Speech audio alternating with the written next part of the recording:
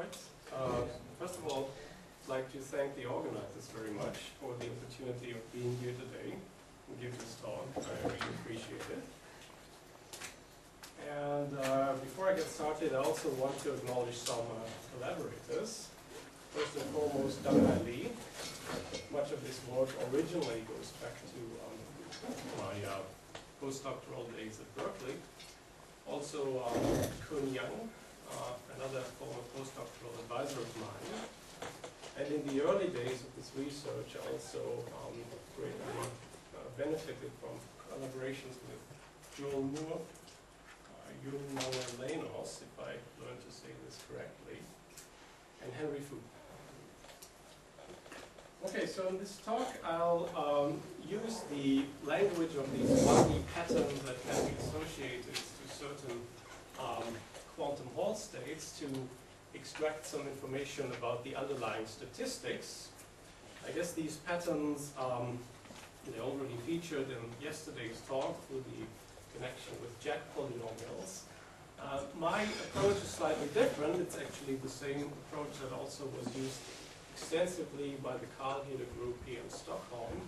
It's through the connection to the thin torus or cylinder limit together with the notion of adiabatic continuity. So first I'll review this whole approach a little bit to you, and then I'll use it to extract information about grading statistics both for Laughlin states and for the nu=1 Laughlin state. At the end, if there's any time left, I'd also like to talk a little bit about multi-component states, in particular about the Holden-Risaille state. This is one of the two interesting examples that I know where we have a wave function and a toy Hamiltonian whose exact ground state it is, and which was argued, at least by some people, to be gapless. And at least in the thin torus limit, I think there is a clear message that this is actually true. All right, so here's my, usually I start with the question of how there can be a 1D language for a state of two-dimensional electron gas. I think for this audience it might not be quite necessary to say that much about it. Obviously, in a strong magnetic field, we can usually restrict ourselves to a single lambda level, and every single lambda level consists of a bunch of orbitals labeled by a single angular momentum type quantum number. So the basic structure of the Hilbert space is one-dimensional, and this is what it looks like on a torus. I will always be working on a torus or cylinder in this talk. So we have a bunch of orbitals that are ring-shaped, wrapping around one direction of the cylinder, and arranged periodically along the other direction. So you have every right in the world to identify each such orbital with a site in a 1D ring-shaped lattice. So the Hilbert space is somehow one-dimensional, and still in most approaches until recently to the quantum Hall physics, this 1D structure wasn't overly manifest.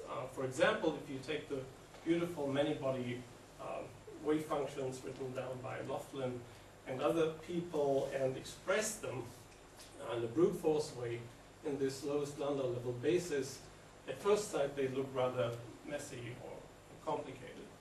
Still, in the past, a number of authors and groups have made the point that there still is a simple one-dimensional language to talk about fractional quantum Hall states. So there's this thin torus or cylinder limit plus adiabatic continuity. There is the connection, the insight that many quantum Hall wave functions are really Jack polynomials due to Andrei Bernwick and Duncan Haldane. And Wen and Wong have emphasized patterns of zeros, which is also an intimately related concept. So these are all intimately related, but they also differ in certain important ways. For example, the Jack polynomials are a great way to squeeze entire many-body wave functions out of simple patterns. Whereas in this talk, I'll be not so interested in detailed many-body wave functions. I'll mainly ask what information is contained in the patterns themselves. What do I get without really knowing the full underlying many-body wave functions? Okay, so here's my brief review of adiabatic continuity. let's just start with a nu equals 1/3 Laughlin state and put it on a cylinder. We can formally write down the state for any value of the radius of the cylinder. And we can ask what happens in the limit where the radius becomes very small compared to a magnetic length. In this peculiar limit, the Laughlin state takes on a very simple form that's been known for a while, pointed out by Haldane and Rizayi. In this state, the Laughlin state approaches a simple Slater determinant state where every third orbital of the lowest Lambda level is occupied and all the other orbitals are empty, known as the tau-thales state.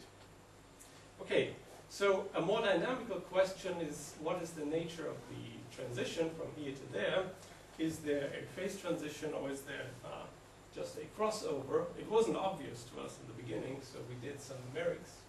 Actually, to make that a well-defined question, you also have to specify what your Hamiltonian is, but we of course know a simple toy model, basically the Haldane V1 pseudo-potential, can be also written in this local form as observed by Trugman and Gilson. And so this Hamiltonian has the Laughlin state as the exact ground state for any radius, and you can express it in the lowest lambda level basis. You can easily take the thin torus or cylinder limit of that expression and understand why the ground states are these simple charge density wave patterns in that limit. But to understand the transition, you also have to crank some numbers numerically, and so this is what we did. What's plotted here is the order parameter of this charge density wave as a function of inverse radius, and you see this is for various system sizes, and the size dependence is extremely small, which basically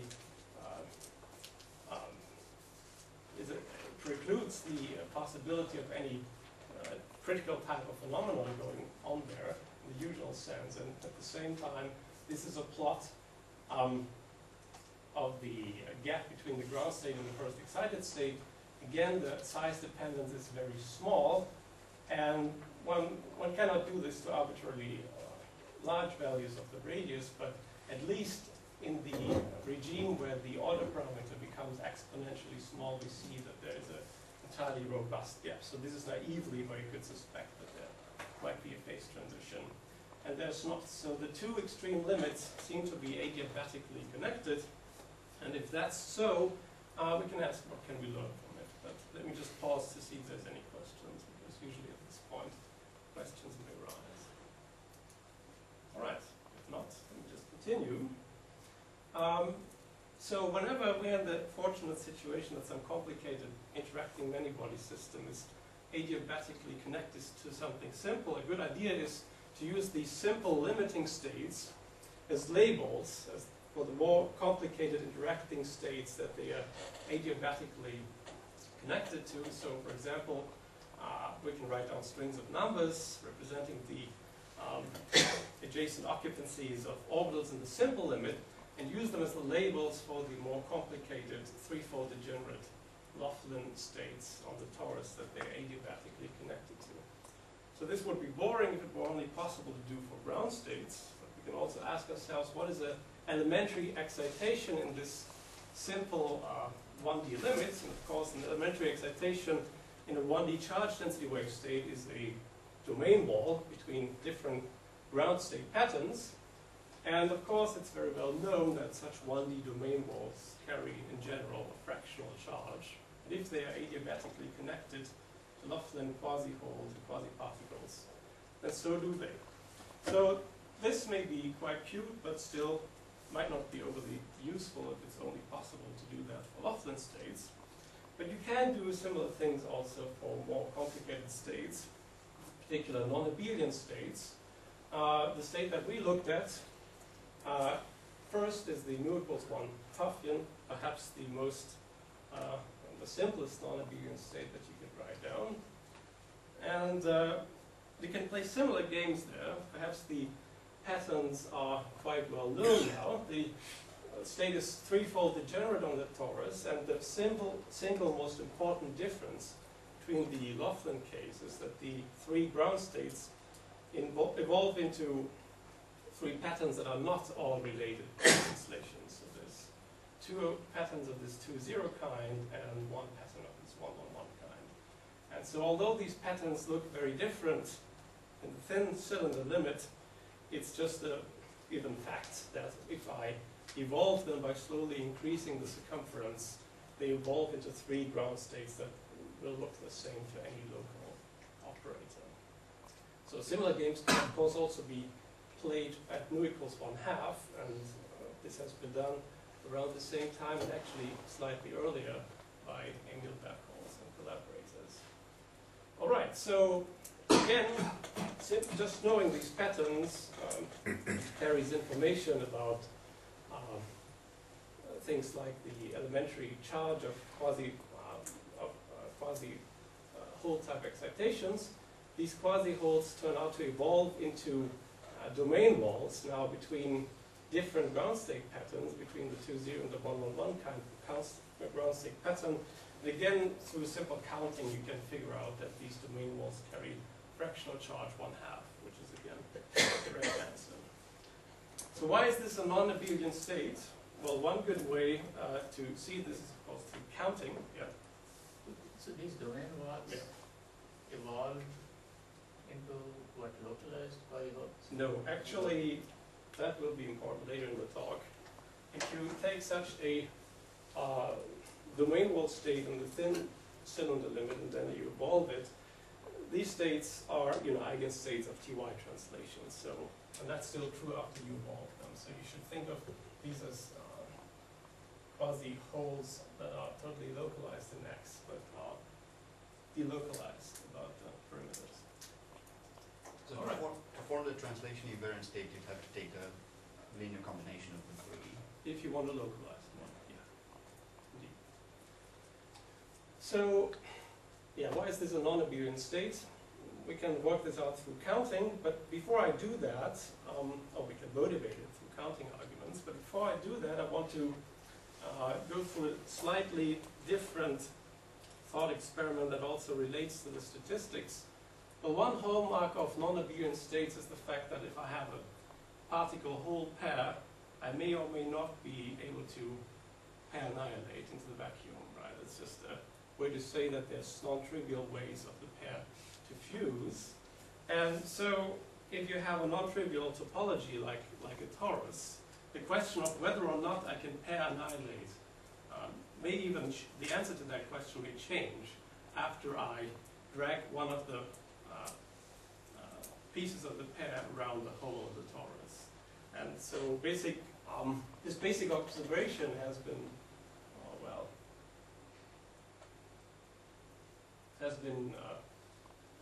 used in this nice pedagogical paper by Oshikawa and collaborators. One of them, I believe, to be here. Kirill, is he around? Maybe not. So this basic observation has been related in that nice review to things like the torus degeneracy and the statistics. And it's very instructive to carry out similar games in the language of the R&D patterns. So suppose I take a particle and a hole-like domain wall, and I bring them together just by nearest neighbor hops of these bosons. So suppose the adjacent two zero strings here are mutually out of phase. Then you see I cannot go into a ground state pattern. All I can do is form this charge neutral defect. But if you take, say, the particle and hop it around the big hole of the torus, so assume there's periodic boundary conditions here because we're living on a torus, then I approach the hole from the other side, and lo and behold, I can pair annihilate, namely into the 1-1-1 ground state. And so if you're careful, you will observe that this is just the situation when the total number of particles is odd. The 1-1-1 string here needs to have an odd length. And is related to the fact that for odd particle number, the ground state on the torus is actually not threefold degenerate, it's unique. The fact that there is such a unique quantum liquid ground state for the Pfaffian on the torus was pointed out first in this paper by Reed and Green, but it had been missed for several years. There's an earlier paper by Reed and Rizai where they conclude that there's no unique incompressible liquid ground state for the Pfaffian on the torus. But it's obvious that there is one if you just know these patterns, right? So if you have an odd particle number. Yeah. You mean when there's an odd number of electrons? Oh, pardon me? You mean when there's an odd number of electrons? Of underlying electrons. Well, they're not, well, these are bosons anyway, right? But, yeah, of the constituent particles. Okay? But the first one is not a zero mode of your Hamiltonian, right? No, it's not. Yeah. You'd have to, if you, well, if You'd have to work in the you'd have to quasi-poles, check if for some Hamiltonian, presumably the tie Hamiltonian itself, the quasi-particle does evolve into such a domain wall. I've checked that for the Laughlin state. I have not checked that for the state. Yeah. All right, so it's basic considerations like this that convinced me that yes, these patterns actually do contain some information about the statistics. And also I think that this game reasonably motivates that these various topological sectors which increase exponentially after you add quasi-particles or quasi-holes, well, these internal degrees of freedom that make non-abelian statistics possible have something to do with the two possible charge density wave faces that the 2-0 pattern can have. And so to see this, just let's look at a pattern with 4 hole-type domain walls. And just for now, to fix the ground state sector, let's fix the limiting left and right string to be in a certain 2-0 pattern. But even if you do so, you find that you have 2 different classes of such strings which differ by the relative phase of the intermediate 2-0 type pattern. So these patterns are mutually out of phase. So even with fixing this boundary condition, there are 2 different patterns, 2 different classes of 4-hole patterns, and it's easy to generalize this to states with 2 to the n minus 1, with 2n hole type domain walls, and the answer is 2 to the n minus 1 sectors, classic Nag-Wilczek result. And it's also easy to see that this way of counting the sectors just reproduces the usual way of counting them through Bertelli diagrams, which naturally emerge in the conformal field theory. A way to discuss this, the number of topological sectors, for example, discussed in this well-known article by Slingerland and Weiss. And more about patterns and fusion rings can be found in this PRL by Eddie Ardon. So I'm not going to say more about connections to conformal field theory, although there are, of course, deep and intimate connections. All right. So now what about statistics? How do we understand grading statistics in a one-dimensional language? Let's first recall how we usually work out grading statistics. Ideally, we work them out directly from trial wave functions. This has been done for Laughlin states long ago in this famous paper by Robert, Shreve, and Wilczek. Usually, it's not that simple. There's not quite the analog of this calculation for any non-abelian state. Instead, we rely on the following argument put forth by Nag and Wilczek, which says that there's a special basis for these wave functions, which is identical to, formally identical to conformal blocks and certain related conformal field theories. And they argue that in this special basis there are no Berry phases when we do the adiabatic transport. The Berry phase vanish, and all the statistics are manifest in the non-single valuedness of these conformal blocks. So it's a very powerful but also quite subtle argument. There have been further developments, and I guess it's now really quite well understood. But it's still interesting to ask if you can come up with some more or less independent way of confirming these results, even in special cases such as the Puffian. And that's what I'm going to try to explain to you now through these, by working from these 1D patterns. All right, so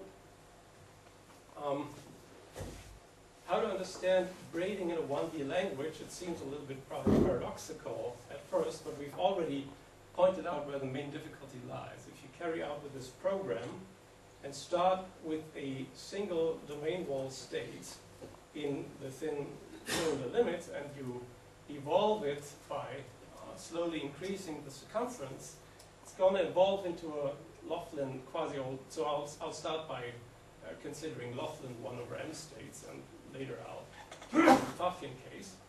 So it's going to evolve into a Laughlin quasi-hole that's totally localized in the S direction, and that's entirely delocalized about the perimeter. So obviously you cannot braid these objects. You first have to figure out a way to write down localized quasi-holes through adiabatically evolved domain wall states. So I'm assuming that the adiabatic evolution can be described by some unitary operator which takes domain walls into these delocalized Laughlin quasi-hole states. So let's first try to think about what such a superposition, well, you have to form some superpositions of these guys to make a localized quasi-hole. Let's first try to think what such a superposition might look like, and then later try to explain how we could extract this from the known Laughlin one-hole wave functions. Well, the problem of writing down a localized Laughlin quasi-hole through these adiabatically continued domain wall states is formally very similar to the problem of writing down a coherent state in ordinary 1D, an ordinary 1D quantum system, like a 1D harmonic oscillator. That's so because, of course, when we project into a single lambda level, x and y don't commute. They satisfy this position momentum type of commutation relation. So x position is essentially y momentum and vice versa. And so writing down a localized Laughlin quasi-hole is basically the same as forming a coherent state of these adiabatically evolved domain wall states. You can guess, first of all, what such a state might look like. It almost looks like an ordinary coherent state. X is still a discrete variable, labeling the possible domain wall positions. And also X needs to be restricted, or can be restricted, to lie in one of n distinct topological sectors, corresponding to the n degenerate Brown state of the 1/m Laughlin state on the torus. But other than that, it looks pretty much like an ordinary coherent state. There's a Gaussian localizing the hole in X, and the Y position will enter as a momentum type twist. All right. Is it obvious that when I put the quasi-hole on one electron, that wave function dies? So usually, if I put a quasi in a Laughlin state, if I put a quasi-hole at the position of one electron, the wave function should die, right? That's right. No, it's not obvious. But so you can make connection to Laughlin states by doing the following thing.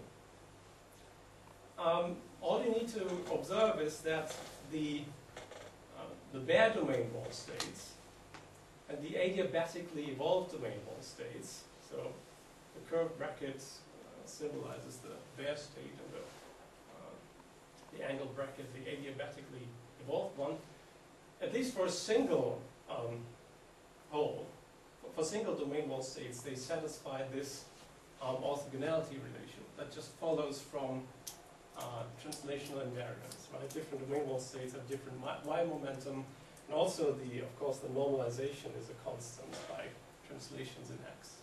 And so, if there is any superposition of this kind, this coefficient must be proportional to the overlap of the Laughlin single hole state, which has the property that you just described, with the bare domain wall at X. And this overlap can be calculated, and what you get is just this coefficient. By the way, formally this coefficient doesn't only look like a coherent state, it also looks like the lowest Landau level wave function of a charge 1 over m particle for some choice of the vector potential. So it's quite intuitive. All right, so now we have to, of course, generalize this to states with two localized Laughlin quasi-holes, which is quite straightforward, except that there's one important caveat. So for well-separated quasi-holes along the x-axis, it's pretty obvious that my coherent state expression needs to be just a product of two Gaussians of the kind that I wrote down before for the single hole case.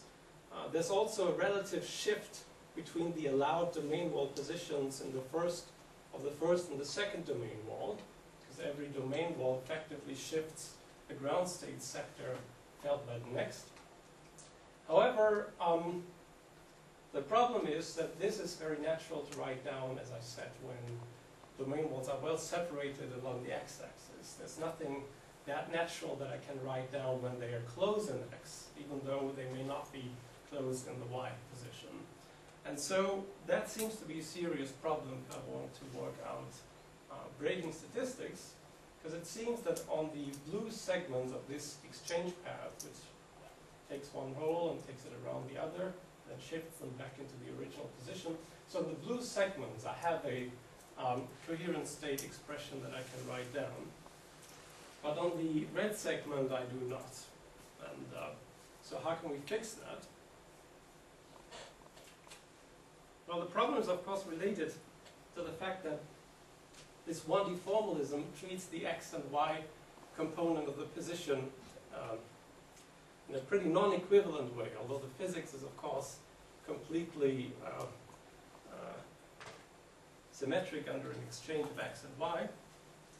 And so we have to somehow recover this symmetry in this 1D formalism. So basically, to do that, I now work on a very large but finite torus, where I have in principle two narrow torus limits at my disposal. I can take the narrow y limit, as I've done before, or I can take the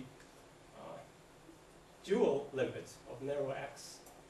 And in this limit, the same ground state patterns need to appear. So if these patterns appear in the narrow y limit, the same patterns must appear when I look at ground states in the narrow x limit, except they'll now extend along the y direction. So that by itself doesn't completely solve the problem, because any ground state that evolves into a definite pattern in the narrow y limit will in general evolve into a superposition of such patterns in the narrow x limit and vice versa. So there remains the problem of translating back and forth between the two mutually dual 1D representations. That's not only true for the ground states, it's even more true for states with two localized Laughlin quasi-holes. But if I can solve this problem of translating back and forth between the original and the dual coherent state representations, then I've now solved my problem. So basically, on every segment of this exchange path, I now have a coherent state expressions that I can write down. On the blue segments, I'll work with the original coherent states. On the red segment, I'll work with similar coherent states obtained from the narrow x limit. Now, all I need to know in order to make this a legitimate procedure is to work out the transition functions that describe the change of basis at the 2 points where I change my representation. So luckily, these transition functions can be worked out. They're highly constrained by symmetry and topological considerations. I'm not going to say right now how to do that, but I'll be more explicit in the Pfaffian case to be discussed next, or it's anyway more complicated. But okay, suppose I know these transition functions, then as a result of changing my basis twice, the Berry phase picked up as a result of the exchange is not just the integral over the local Berry connection, which can be worked out from the coherent state expressions that I've written down, but also applying this change of basis twice, it injects a certain additional twist.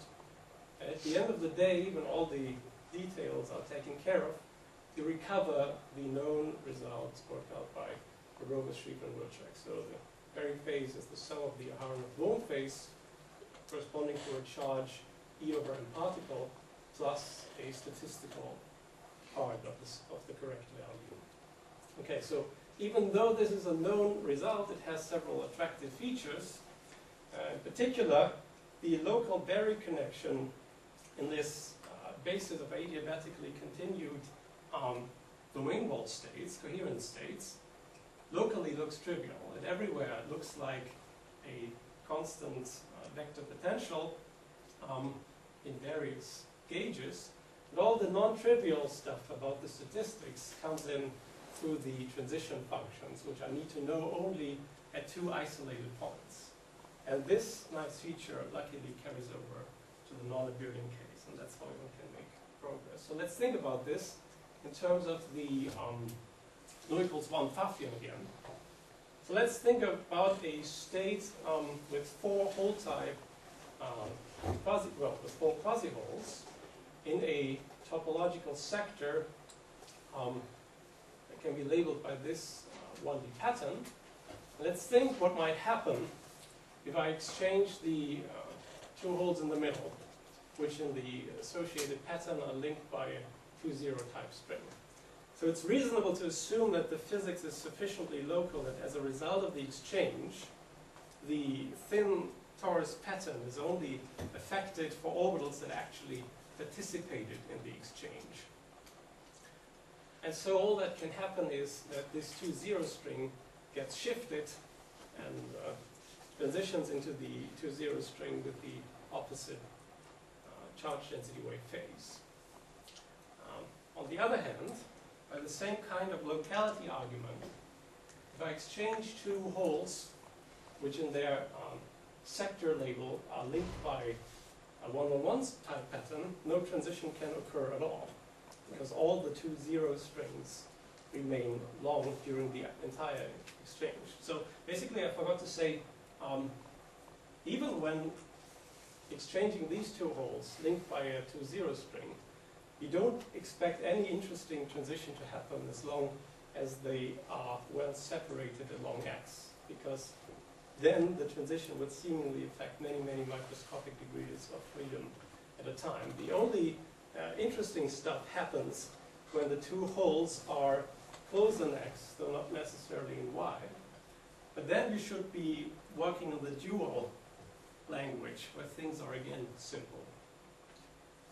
Okay, but these observations, what I've just said basically means the following.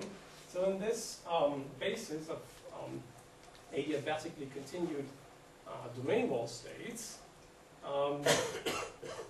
the representation of the braid group has the following property. It's diagonal in every second generator of the braid group. So such a basis is always, you can always find because every second generator commutes.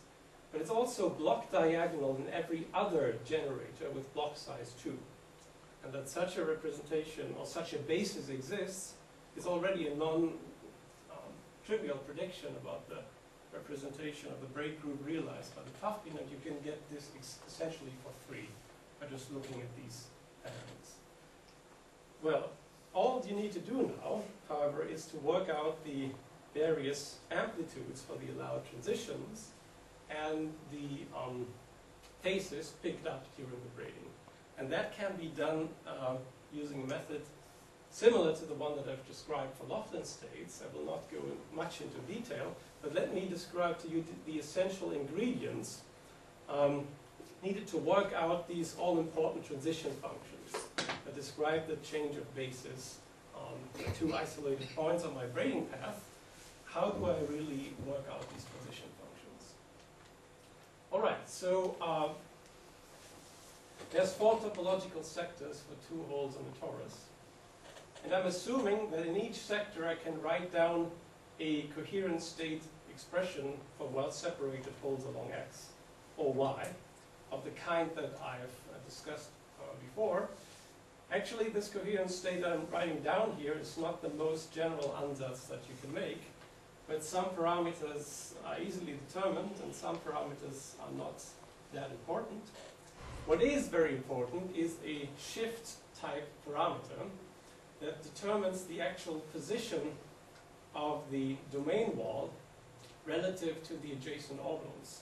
It's not really obvious how to precisely define that position, unlike in the Laughlin case where it's obvious from symmetry.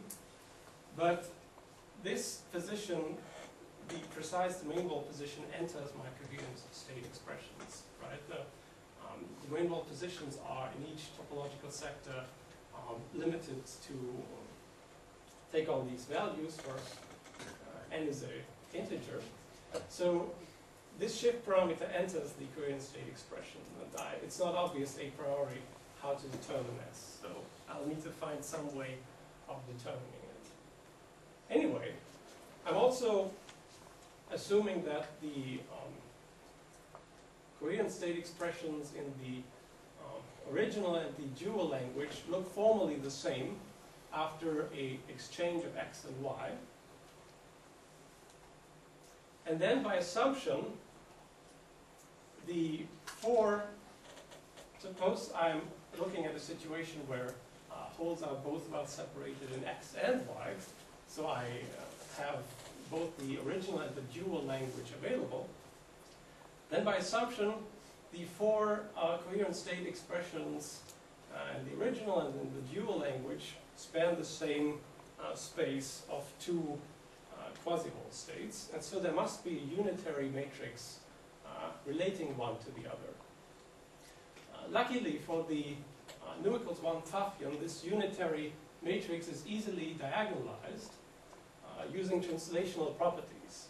So it's easy to form new superpositions of these 4 sectors such that the resulting localized holes are to a very good approximation eigenstates of both x and y translations. So basically you need to see that of course the holes have a size of order of a magnetic length, but Tx and Ty translate by distances much smaller than that. So it's possible to have them approximate eigenstates of translations, and because the filling factor equals 1, they can be eigenstates of Tx and Ty at the same time. So using translational properties, I define new sectors which have good properties under magnetic translations. And in this new basis, the unitary matrix needs to be diagonal. All right?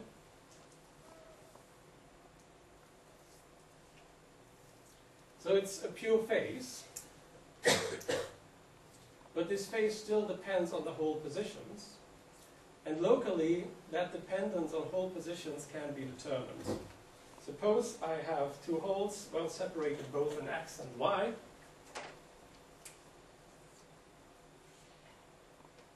So both the original and both the left-hand side and the right-hand side I can explicitly write down. And then I locally drag around, say, this hole. I can work out the adiabatic transport corresponding to this, small move, both in the original and the dual basis. And from that, I can infer how this phase depends on, locally depends on hole positions. However, I know, and then know what this function is only up to an overall phase. And this overall phase can still depend on the sector label nu. And also it will be different in general for different regions that cannot be connected through paths where the holes remain well separated in both x and y. However, through dragging one of the holes along paths like this, where it goes basically around one hole of the torus, well, along such paths, both holes do remain well separated in x and y. And so for any two configurations connected by such paths, I can relate this overall phase. And at the end of the day, there are only two independent such phases, and only their difference ever matters. So I don't need to care about the overall phase. Let me say that again. So the configuration space of these two holes on the torus is some Riemann surface over the torus, right? And this comes in two distinct regions, and within each region I connect points by paths where the holes stay well separated in both x and y. And so within each of these two regions, the dependence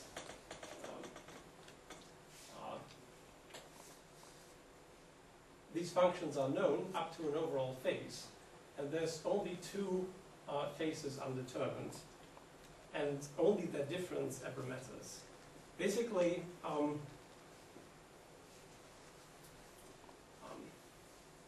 that means the following. My formalism has now three undetermined parameters.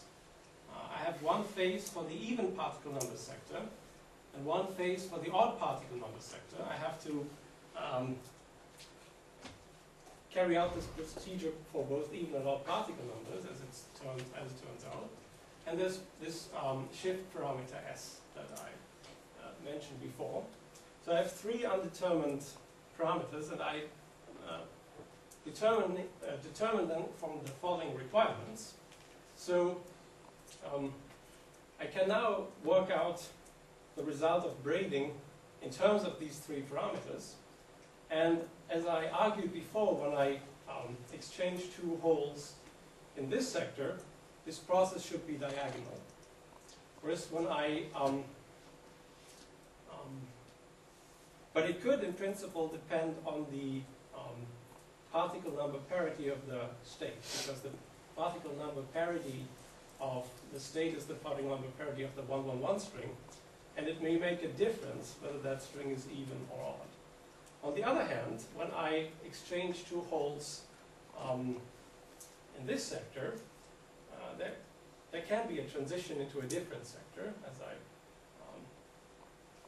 pointed out initially. However, this process should not depend on the particle number parity, because the 1-1-1 string stays arbitrarily long during that process, and the result of this process should therefore not depend on its parity. So from these requirements, I can sufficiently constrain these three parameters such that the transition functions are known. And at the end of the day, the result is as follows. When you exchange two holes linked by a 2-0 string, you have some amplitude for staying in the same sector and for transitioning into the opposite sector with the 2-0 string shifted. And there's a relative phase I between the two. And when you exchange two holes linked by a 1-1-1 string in the pattern, you stay in the same sector, but the result does depend on whether the 1-1-1 string has even or odd length. And it's pretty easy to work out that what I just said is entirely equivalent to the usual Majorana fermion description of the Pfaffin statistics. You just associate a Majorana fermion with each domain wall, and you can define a fermion state associated with each 1-1-1 string. And then the prescription that I just gave for the results of various grading processes can be written exactly like that. I should also say for completeness that the overall abelian phase is not completely determined by my formalism. It's just determined modulo pi over 4, but the result agrees with the result that comes out of conformal field theory, which is 3 pi over 8. Okay, so 45 minutes are over. This basically concludes my discussion of the braiding statistics. We can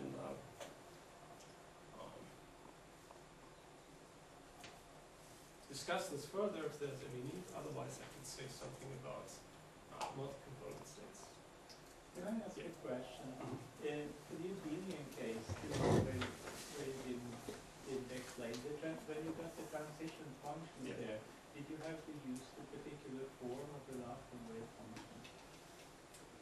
Or was it a general? In the original work, I made contact with the Laughlin's wave function. Also, I did. One could, in principle, use the same method that I've described for the Pfaffian state, by just transition function has the same form, and that basically comes out of the Laughlin wave functions also. You can extract that by making contact with Laughlin's wave functions. And you could use the same method that I've used here, described here for the Pfaffian case, without making contact with Laughlin's wave functions. So the reason I'm asking is that, the other arguments usually for getting the Euclidean statistics is based on plasma analogy. So it's usually a screening argument. So the question is whether or not the screening properties of the Laughlin wave functions is somehow at the basis of this also, or if it's not. That was the point with the work that I was always curious about. Okay, so again, in the Pfaffian case, I did not make any contact with the wave functions to work out these transition functions, and that could be done also for the Laughlin case. The way I actually did it in the Laughlin case was slightly different, and I'd have to revisit that basically to tell you if there's any relation to screening arguments there. Yeah, I'm also confused. So on the cylinder, you specify tau thallus state, you identify it adiabatically with a Laughlin state. But then you appear to be using something similar on the torus, where you can't make such a one-to-one identification anymore, I think. Well, you can, yeah. You can. I thought that they all mix into each other because there's no unique squeezing rules anymore. That's right. There's no, correct me if I'm wrong, there's no Jack polynomials on the torus, but you can take the thin torus limit, and that's well defined. You have, for example, 3 wave functions in the nu equals 1 Pfaffian case. Appropriate superpositions of these wave functions do evolve into simple patterns. But when you take, you had some expressions where you're taking overlaps of what looked like an overlap of the thin torus and the full wave function, and this property still. So I assume. Okay, it wasn't on. Yeah, it's correct technically to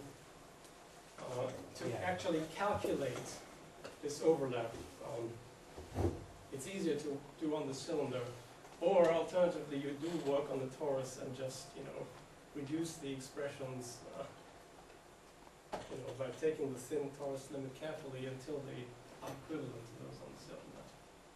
The thin torus limit is really the same as the thin cylinder limit. Yeah. So I have a kind of fundamental problem. Yeah. So the thin torus limit, we know that multiple states in the ball with different statistics can go into the same thin torus limit. And here you seem to be using just thin torus limit property. I'm also using adiabatic continuity. So there must be a local Hamiltonian for which this adiabatic continuity holds. For example, it's very important in working out the local Berry connections that I may assume that these adiabatically continued domain wall states are all orthogonal. I may do so if there is indeed a unitary operator describing the adiabatic evolution. Okay. Otherwise, there's no justification for that. Okay, so there is that assumption that Yes. you can go to, okay. So, and the other question was, it's crucial in this calculation that you get those, you can basically diagonalize, once you have multiple quasi-poles, Mm-hmm. you can get a basis which is orthogonal. So you were, I guess, Okay. there was a statement about orthogonality that I was, for example, things like 2, 0, 0, 2, and 1, 1, 1, 1 are orthogonal on the thin cylinder, which they're not in the ball. Right. So you had two states, like there was two strings, forward actually. Forward. Not this one, just a little bit more. A little bit more, I think. Maybe. Yeah, those two. Mm-hmm. Those two are orthogonal on torus, right? Right. Okay, so they're not orthogonal in the bulk, right? Well, So if you define this- these to mean the states that are obtained by adiabatic evolution, if they're orthogonal before the evolution, they're also orthogonal at the end. That's something that I actually, Then, you know, that I don't understand why. first Is of all, that- I'm working on the torus, but there's no Jack polynomials. But even if I do this on the cylinder, but there's Jack polynomials, they need not be completely adiabatically continued domain wall states are not identical to those Jack polynomials because they are manifestly orthogonal. However, I do believe it possible that in the limit of well-separated domain walls, they do become identical to Jack polynomials. That you can tell me that can be or not. I think that's possible. You know, okay. Are Jack polynomial states, the associated Jack polynomial states on the cylinder, orthogonal in the limit that the domain walls are well separated? Well, It could be, right? in the,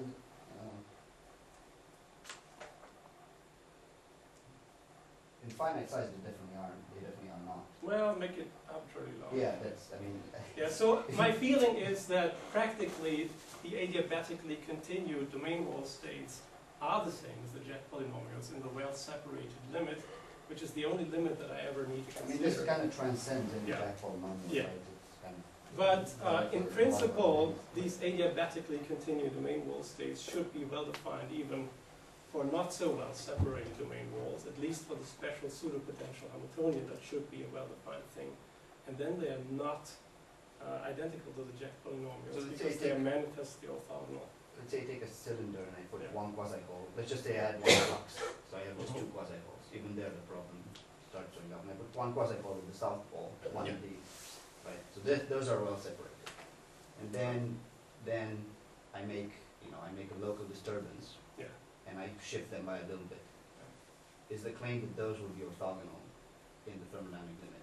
So one at the very south pole, one at the very north pole, and Yeah. then shifted a little bit. What, You're talking about the which sphere, exactly right? would be orthogonal? Yeah, but Yeah. I mean, I can squeeze Yeah. my sphere. Sure. as much. Yeah. I can just change the scalar product and squeeze my sphere. So which ones would be orthogonal? I'm just saying that states that evolve into orthogonal states in the squeeze limit are orthogonal to begin with, and vice versa. Okay. And that's a very important statement. Yeah, it's important.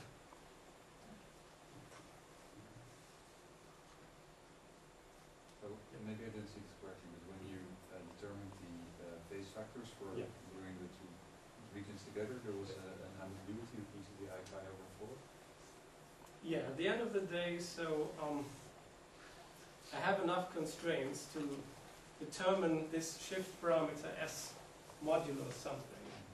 Okay. So in principle, there are 8 Yeah. solutions. Yes, that's But right. those are precisely then the 8 solutions that correspond to the fusion rules of this model. Because if you just fix the fusion rules first, then there are just 8 consistent gradings with those fusion rules.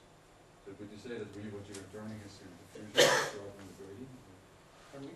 That- So really what I mean, doing all I'm saying is if Yeah. I just gave you the fusion rules Yeah. for the vacuum, Yeah. then you could immediately write down these different grading solutions because you're the only ones that work. Those Well, fusion rules. think it's a little bit more than that. So your fusion algebra may uniquely determine the statistics if you make some additional assumption about, effective field theory. So basically, the domain wall patterns themselves suggest certain fusion algebra, right? And then if you're willing to make certain field theoretic assumptions, then everything is clear, all right? However, the idea here really was to use assumptions that are not field theoretic in character. Okay, so you're saying without assuming the hexagon equation. So basically, I'm using some assumptions which I definitely am making assumptions, but they are not obviously,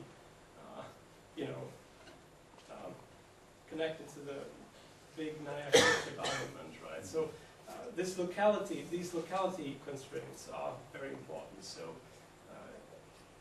remember, originally I argued that in this sector, you can transition into that sector, but nothing else can happen. And in this sector, I mean, if poles are linked by one string, it's already diagonal, right? So, But these, if you were, that's right, if you were assuming that there is an underlying logical field theory with these fusions, then those things also fall. right, if you assume that, But they're saying, not assume that and still. yeah. Okay. So instead, I'm assuming that there's adiabatic continuity, and there's a Hamiltonian which is local all the way, right? The range of the direction, formally in the 1D language, it grows as you increase the circumference. But really, on the cylinder torus that you're working, the range is always one magnetic length. So you can always consider it a local interaction as long as the separation between particles is much more than magnetic length, right? So. It's interesting what the person is saying. Yeah. Just to that point, the thin torus limit you have here doesn't specify either Foppian or anti-Foppian. Correct, yes, and that's related to the fact, so I didn't carry out this exercise at nu equals 1/2, but again, there would be presumably more than one solution for the overall abelian phase. One should be consistent with the Foppian, one should be consistent with the anti-Foppian.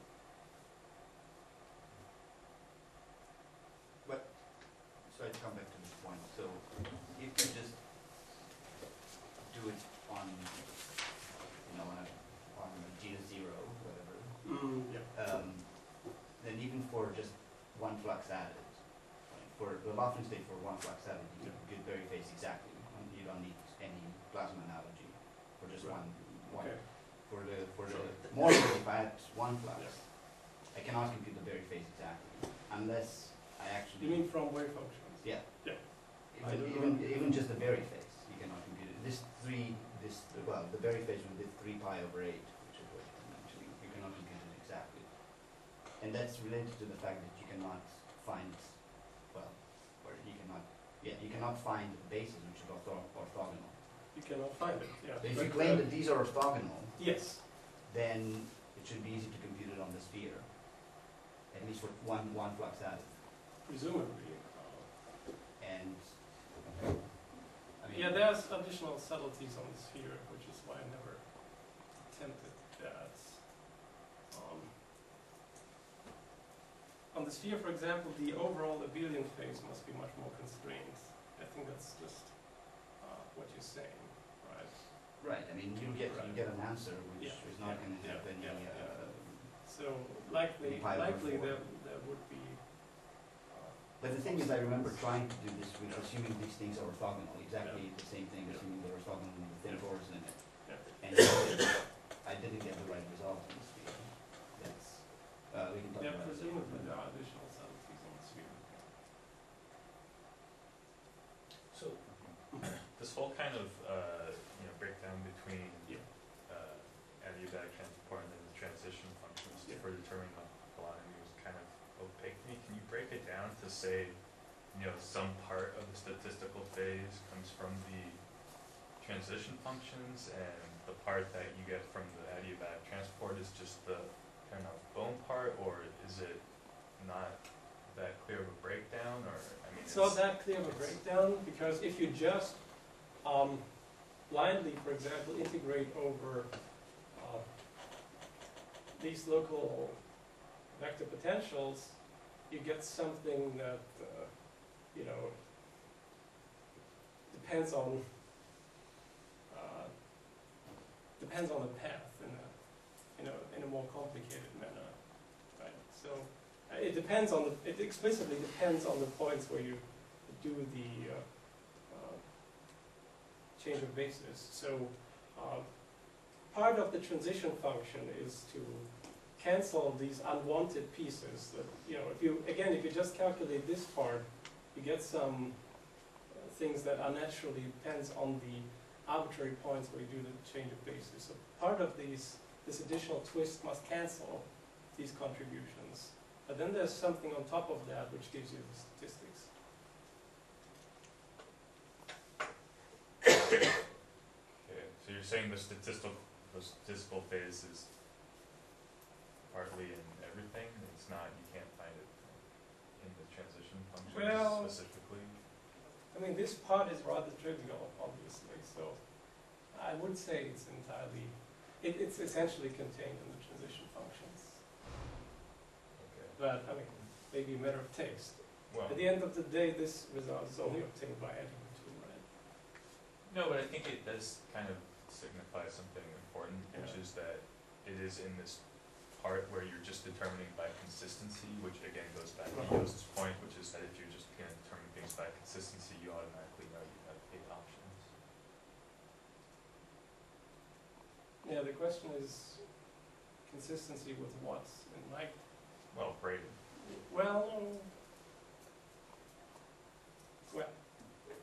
well, at least in my case, this locality argument played a very important role, which I don't see the analog of in any other approach.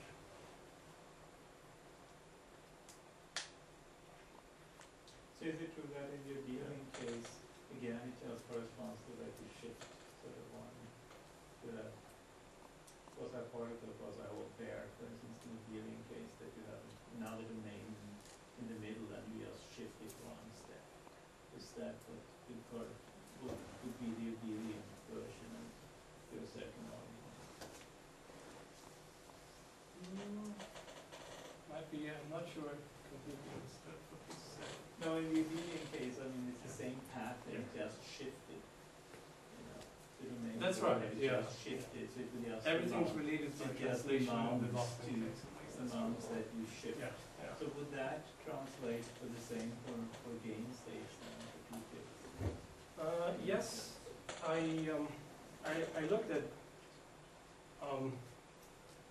looked at Jane states in this very paper,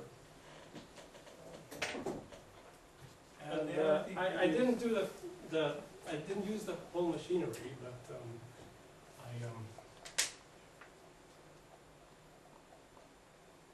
so basically I fully encircled. It's easier, much easier to do to fully encircle one hole by the other, which determines the statistical angle basically modulo pi. And that I did for Jane states in the original paper, and the result was consistent with the. But there you made some assumptions, didn't you? Because Yeah. of the gain. I didn't make contact with. The thing that Yeah. was new to me here Yeah. was that you claimed that you have a general argument that was not based on using the wave functions, because in the gains Well, case you can okay. use the wave function and that you could still extract the Well, either abelian way- part of the statement. Either way, if you're willing to make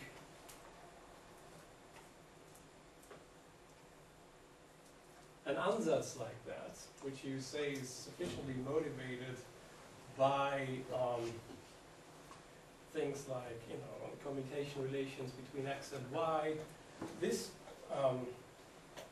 this coefficient, for example, can be is fully determined by consistency if indeed the spectrum of Tx and Ty for given H1 and H2 are supposed to be the same.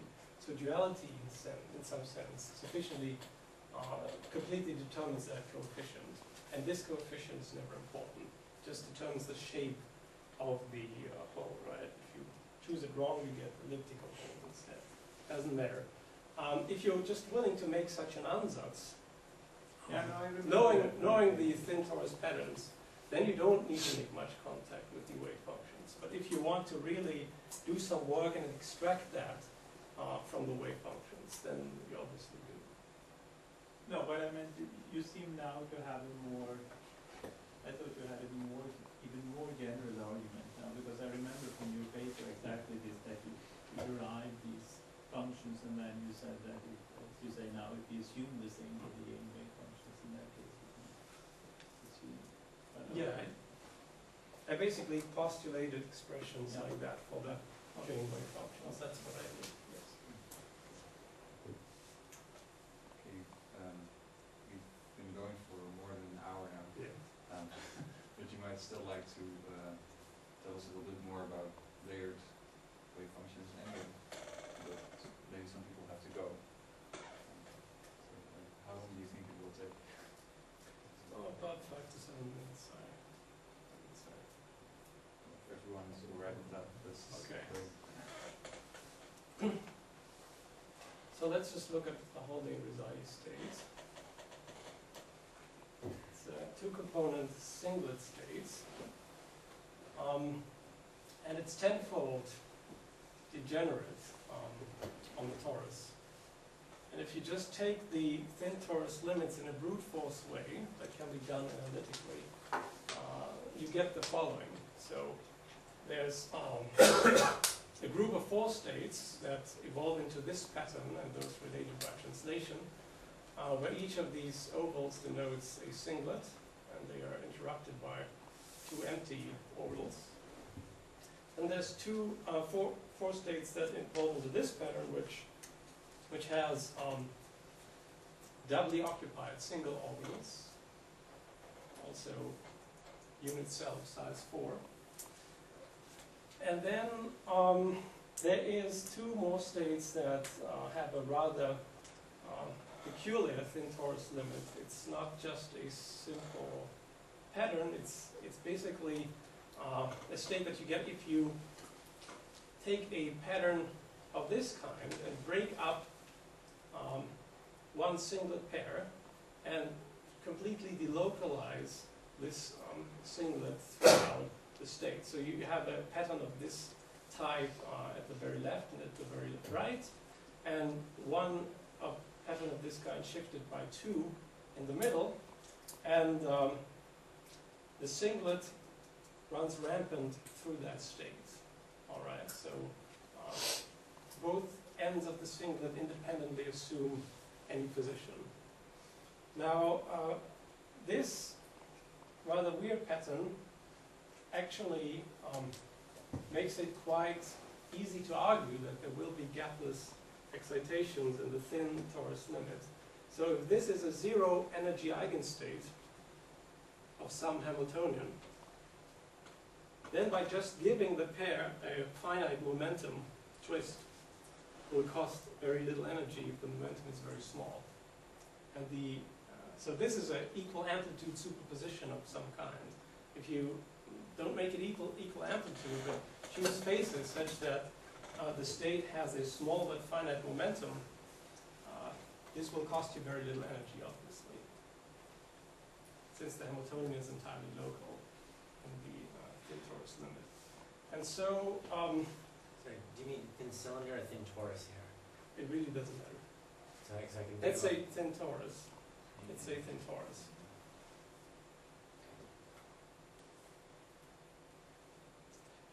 Okay, so on the other hand, this is just the way it is, and it's still a little bit weird because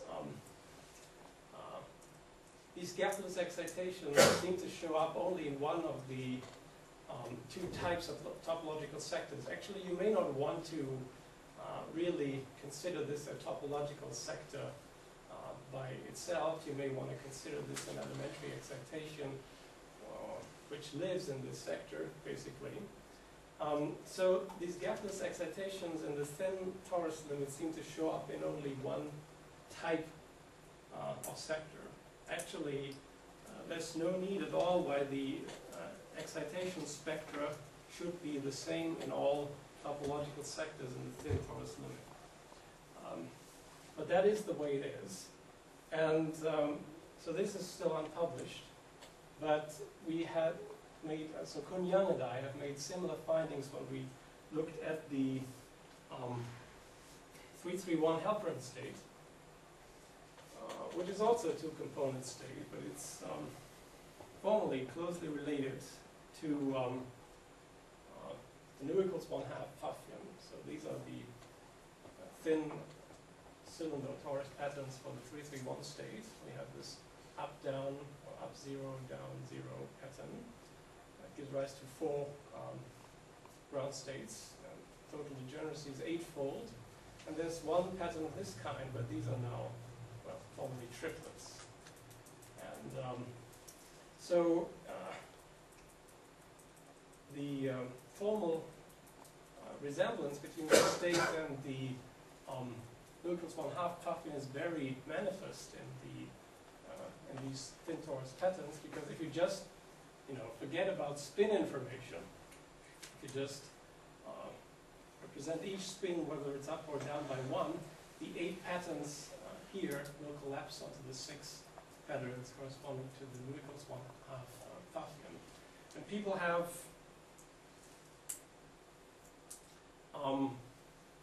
argued that a hopping term between the 2 layers, which in spin language is just a sigma x, may lead to a transition between the 331 state and the nu equals 1/2 Pfaffian. It's just so because if you make this hopping parameter t very large, it tends to polarize all the spins along x and effectively turns this into a single component state. So we looked at this in the thin torus limit, also working out the thin torus version of the pseudo-potential Hamiltonian that has the 331 state as the exact ground state. And at least in this sector, this Ising type sector with the up-down pattern, the thin torus limit of this Hamiltonian effectively acts as an Ising Hamiltonian. And if on top of that, so this is the limit of the pseudo-potential Hamiltonian. If on top of that you add this tunneling term, you just have a transverse field Ising model, which has a well-known phase transition when Jz equals t. And so here, of course, we don't have an exactly solvable Hamiltonian anymore at any value of the perimeter, but we again observe that a critical point shows up in one of the 2 types of sectors, namely this type of sector, which at the transition exactly eliminates, 2 of the 4 states. And when you go through this transition, you go from 4 ground states in that sector to 2 ground states. And so these gapless modes, again, in the thin cylinder limit, show up only in one of these supersectors, if you want, but not in all of them. And I believe this to be a generic feature of gapless quantum Hall states looked at in the thin cylinder limit. Yes. So why do you expect gapless modes to? Well, at the critical point, of course. Yeah, but when you go to the Pfaffian. Not in the Pfaffian. Not on the large T side, whatever it is on this phase transition. Yeah. Right? I'm just saying there, at least in the thin torus limit, it looks like for a special choice of T, you get into a point where there is gapless excitations in the thin torus limit, but they do not show up in both classes of sectors.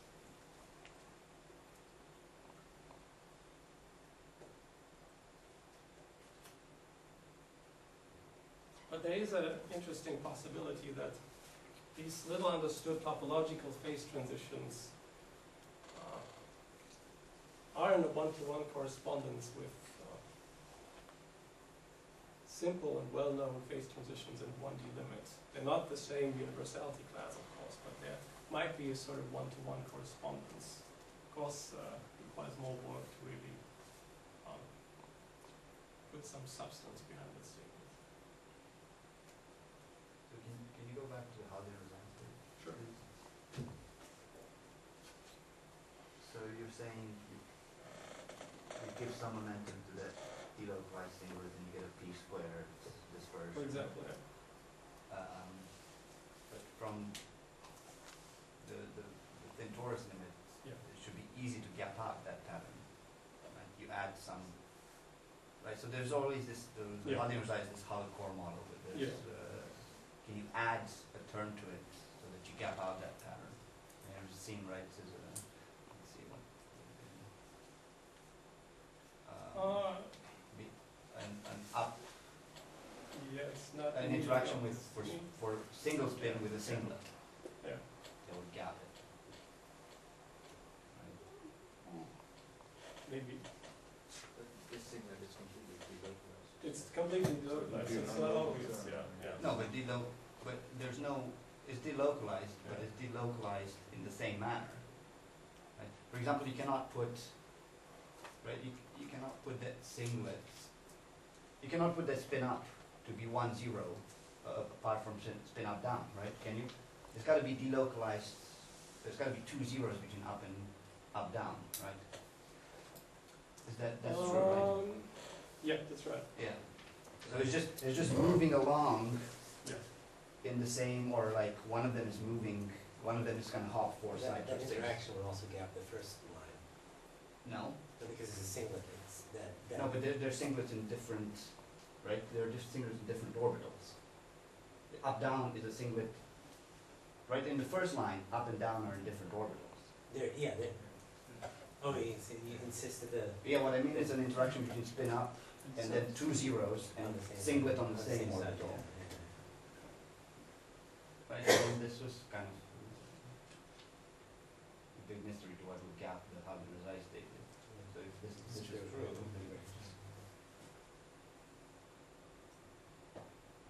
Another way to make a gapless excitation here is, for example, to just put in another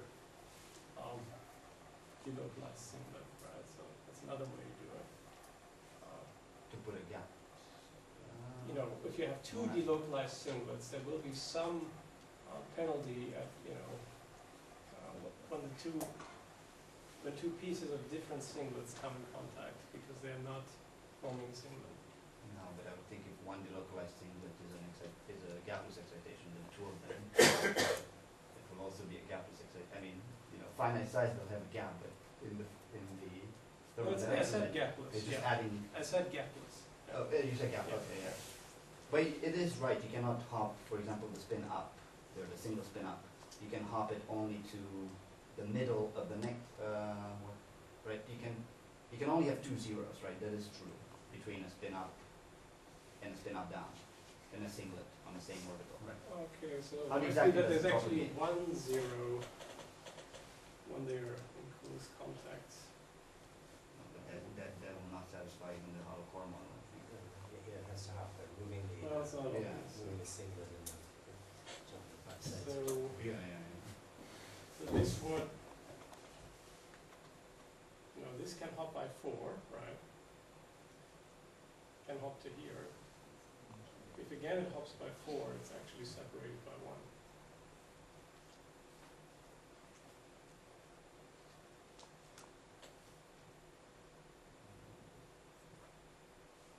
They may be separated by 1 if they do form singlet.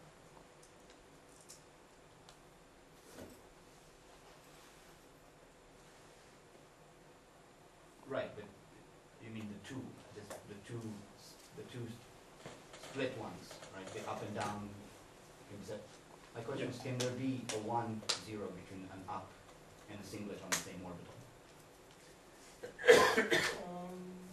No.